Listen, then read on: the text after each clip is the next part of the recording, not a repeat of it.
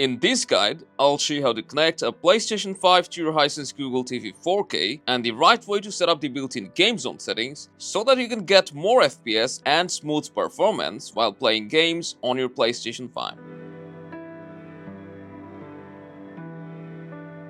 First of all, if you haven't set up your PS5 yet and this is the first time connecting it to your HiSense TV, then you can watch our quick first-time setup guide from here. And in case your PS5 is already set up, then to connect it to your HiSense TV, first connect the power cord and the HDMI cable to your PlayStation 5 console. Then plug the HDMI cable into any of the HDMI ports at the back of your TV. Now you can plug your PlayStation 5 into power, grab your PS5 console and turn it on. You'll get a pop-up listing which HDMI port your PS5 is connected to, and it should automatically switch to it. If it doesn't, then you can just press the input button on your HiSense TV remote and select your PlayStation manually. And now that you're on your PlayStation 5, we can customize our HiSense 4K Google TV's Game Zone features. This will allow you to get more FPS and the best performance out of your HiSense TV. So for that, just press the menu button on your HiSense TV remote. This will open the bottom panel.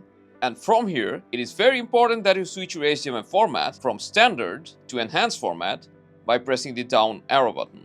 You may get some adjustment pop-ups, so just follow along to set up HDR.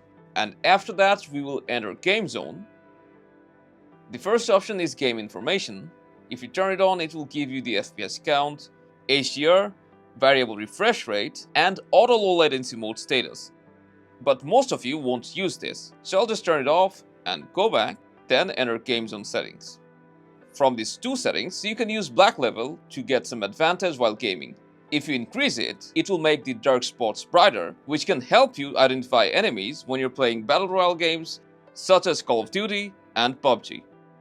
Then we have instant game response. If it's turned off, then you can turn it on, and as you can see here, it turns on auto low latency mode. Then we have high refresh rate mode. If you turn it on, then it will unlock the 60 FPS counter, and if your game supports it, you should get more than 60 FPS. But this may cause the display to get blurry, so if that's the case, then you should keep it turned off. And lastly, if you want to control your PS5 using your TV remote, then make sure to turn on HDMI-CEC from both your PS5 and your HiSense TV.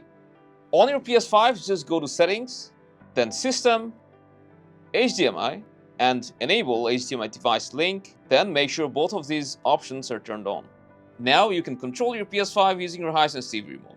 But in your case, if it's not working, then just press the settings button on the remote, go to all settings, channels and inputs, and make sure HDMI control is also enabled here. And lastly, from the menu, you can go to picture, then picture mode, and change it to HDR game. This option should allow higher response time. And that's all. Let us know your feedback down below, and if you found this helpful, drop a like, consider subscribing, and happy gaming.